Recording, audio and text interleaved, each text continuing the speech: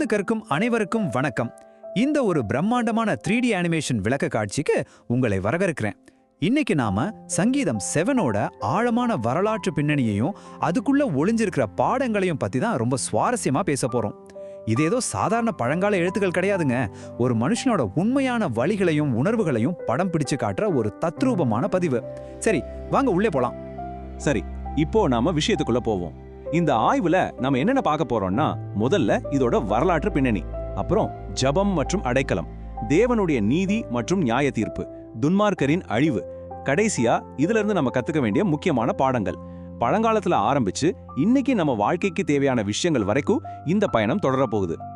முதல்ல அந்த வரலாற்று பின்னணியை கொஞ்சம் நினைச்சு பாருங்க. இது சாதாரண ஒரு காலகட்டம் இல்ல. தாவீதுக்கு கூஷ் அப்படிங்கிற ஒரு நபர் மூலமா ஏற்பட்ட ஒரு பயங்கரமான நெருக்கடி. சொல்ல போனா இது ஒரு வாழ்வா சாவா போராட்டம் அப்படின்னு சொல்லலாம். அந்த அளவுக்கு ஒரு டென்ஷனான சூழ்நிலையில தான் இது எழுதப்பட்டிருக்கு. பெஞ்சமினியனான இந்த கூஷ் தாவீது மேல ரொம்ப கடுமையான அப்பட்டமான பொய் குற்றச்சாட்டுகளை சுமத்துறான். சவுல தாவீது துரத்தியதால அவர் எப்படியாவது பழி வாங்கணும்னு கூஷ் இப்படி ஒரு சூழ்ச்சி பண்றான். நீங்களே யோசிச்சு பாருங்க, நாம செய்யாத ஒரு தப்புக்காக நம்ம மேல வீண் பழி விழும்போது எவ்வளவு வலிக்கும். அந்த ஒரு ஆழமான மனித உணர்வை, துரோகத்தை இது நமக்கு அப்படியே கண்முன்னாடி கொண்டு வருது. இந்த மாதிரி ஒரு கடுமையான மன அழுத்தத்துல கூட தாவீது எவ்வளவு உறுதியா சொல்றான்னு தெரியுமா? நான் அக்கிரமம் செய்திருந்தால் தண்டனையை அனுபவிக்க தயார். இதுல இருந்து என்ன தெரியுது? தான் எந்த தப்புமே பண்ணல அப்படிங்கிற அந்த முழுமையான நம்பிக்கை அவர் வார்த்தைகள்ல தெரிக்குது பாருங்க.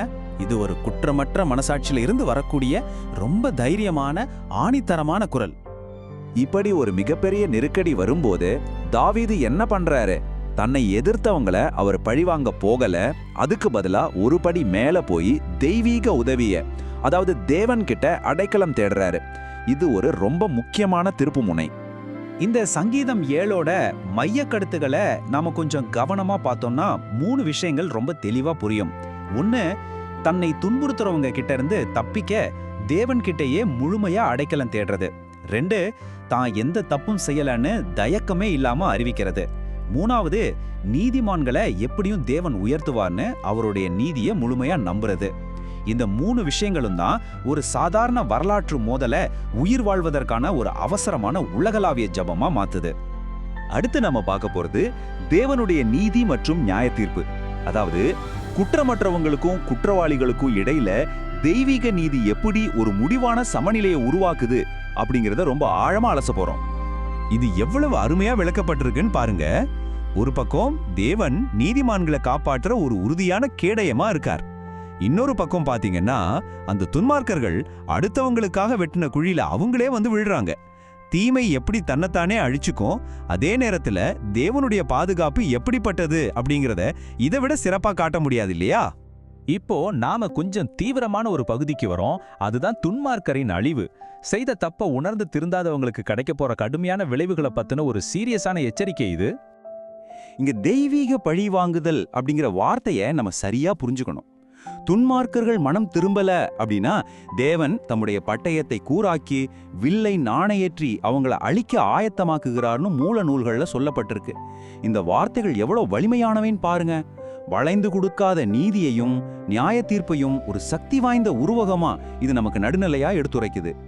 சரி, இவ்வளவு நேரம் வரலாற்று பின்னணியையும் இறையியல் கருத்துகளையும் பார்த்தோம். இப்போ உங்ககிட்ட ஒரு நேரடியான கேள்வி. இந்த சங்கீதம் 7 இன்னைக்கு நமக்கு என்ன கத்துக் கொடுக்குது? பல ஆயிரம் வருஷங்களுக்கு முன்னாடி எழுதப்பட்ட இந்த வார்த்தைகள் நம்மளோட இன்றைய நவீன வாழ்க்கைக்கு எப்படி பொருந்தும்னு நீங்க யோசிக்கலாம். அதைத்தான் இப்ப பார்க்க போறோம். பழங்கால ஞானமா இருந்தாலும் அதை எப்படி நம்மோட அன்றாட வாழ்க்கையில பிராக்டிக்கலா பயன்படுத்தலாம் அப்படிங்கிற ரொம்ப சுவாரஸ்யமான பகுதிக்கு நாம வந்துட்டோம். இதுல ரொம்ப முக்கியமான விஷயம் என்னன்னா, இந்த 4 ஆலோசனைகள் தான். முதல் படி, நமக்கு ஒரு துன்பம் வரும்போது எந்தவித தயக்கமும் இல்லாம தேவன் கிட்ட அடைக்கலம் தேடுறது. 2வது, என்ன நடந்தாலும் சரி ஒரு குற்றமற்ற வாழ்க்கையை வாழ முயற்சி செய்யறது. 3வது, நமக்கு நியாயம் மறுக்கப்படும் போது தேவனுடைய நீதியை முழுமையா நம்புறது. அப்புறம் 4வது, சூழ்நிலை இருட்டா இருந்தாலும் கூட அவருடைய நீதிக்காக அவரை துதிக்கிறது. இந்த 4 விஷயங்கள் தான் கஷ்டமான காலங்களை நாம கடந்து போறதுக்கான ஒரு தெளிவான வழிகாட்டி. இறுதியா இத மட்டும் மனசுல வச்சுக்கோங்க. தேவன் நீதியுள்ளவர். அவர் நம்ம ஒருபோதும் கைவிட மாட்டார்.